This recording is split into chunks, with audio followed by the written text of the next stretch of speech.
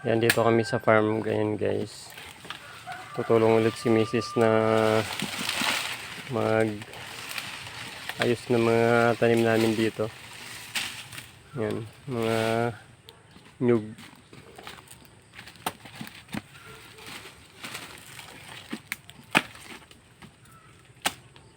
Mangunguha pa siya ng buko. Aakyat yan guys mamaya.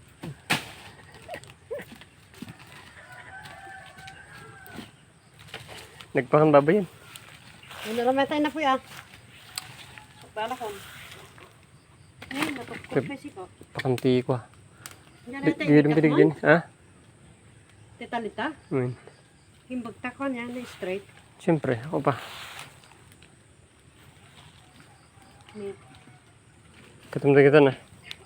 Daming kahoy guys, oh. Wala naman nagluluto ng kahoy.